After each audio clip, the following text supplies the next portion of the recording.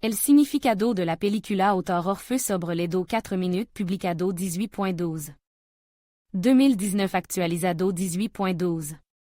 2019 el último trabajo del famoso circo de las Pitón Voladora, y su tercer largometrage, et el sentido de la vida de Monty Python. Se trata de una comedia absurdista en la que no solo nadie le gars especialmente al sentido de la existencia humana, sino que, a primera vista, no parecen poner ningún sentido al guion. Y aquí tenemos que interpretar el significado de algo que no parece tener sentido. Pero ¿el lo tiene? En realidad, es el significado de el sentido de la vida de Monty Python. El argumento de la película, a juzgar por el título, está dedicado a la búsqueda del sentido de la existencia humana, se nos promete. Explicarlo todo o, al menos, pone fin a la cuestión. Y luego, durant casi 2 horas, observaremos cómo los autores de la película eluden ingeniosamente tanto la respuesta a todas las preguntas planteadas como la trama como tal. Uno tiene la sensación de que se están burlando abiertamente de nosotros. Si las anterior película del circo británico no tenían un argumento claro, aquí solo vemos una colección de esbozos. Pero todo comienza con un segmento de 16 minutos dirigido por Terry Gilliam, Scarlet Sales.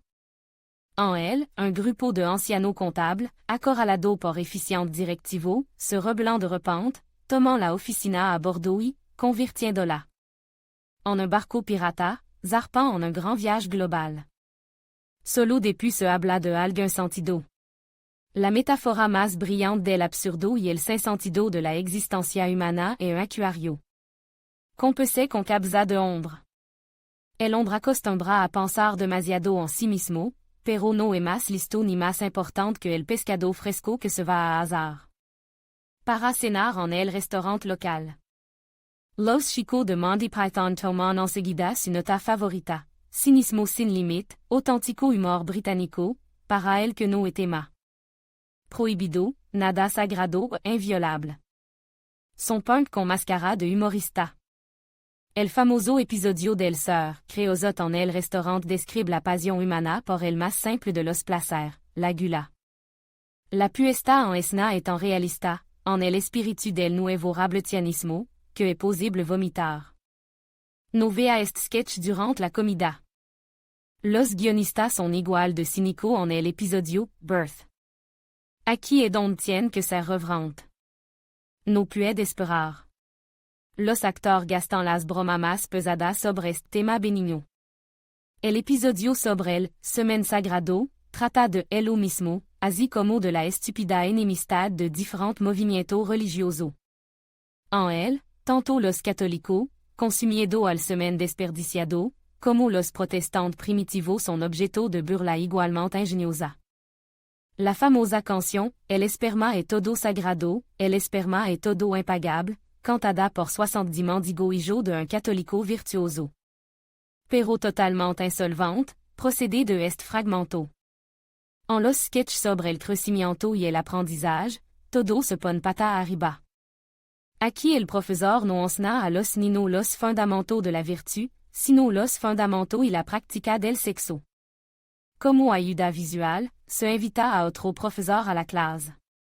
Y cuando llega la edad adulta, se nos muestra con descaro lo absurdo de la guerra.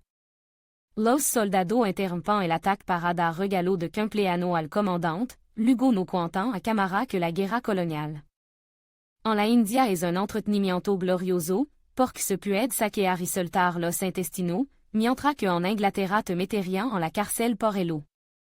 El colmo de la emoción es el episodio del donante de hígado.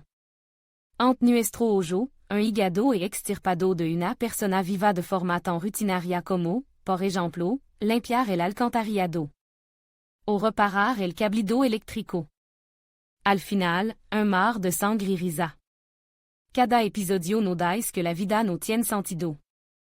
Parece que no hallamos cada vez más de la aclaración prometida. Pero la esperábamos.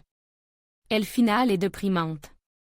Los héros de la historia llegan al paraíso, que sobre todo se parece al musical americano más vulgar, donde Virgens Angelical bailan con los pechos desnudos, y los Reyes Magos enrolant regalo para el Niño Jésus en carrito de supermercado. Eso es la felicidad? Y para eso intentamos ser virtuoso de vez en cuando? El significado del final de Monty Python de El sentido de la vida. Al final vemos a una sonora sentada en un sillon, que coge una plaza brillante de mano de un ayudante y empieza a leer en voz alta. El sentido de la vida supuestamente escrito en ella. Las palabras son literalmente las siguientes. Intenta no come alimento graso, li buenos libros, trata bien a la gente. Un significado clásico, un simplificado, de los mandamientos religiosos, si se traduce al langage moderno. De hecho, todo lo que no dais la religión, a una persona moderna le parece una perogrulada tan aburrida. Entonces, los pitón, nos arrancando de debajo de los pies el Banco Salvador, no es un significado superior, sagrado, ni misterio, ni revelación. Que no queda? Queda el estoicismo ateo. Todas las ficciones de los sacerdotes, con las que la humanidad se consolaba en el terror de su propia muerte, quedan definitivamente anulada. Solo queda el valor, la veracidad y, por supuesto, el humor como tal. Solo el puede suavizar lo absurdo de la existencia humana y darle algún sentido. Admin.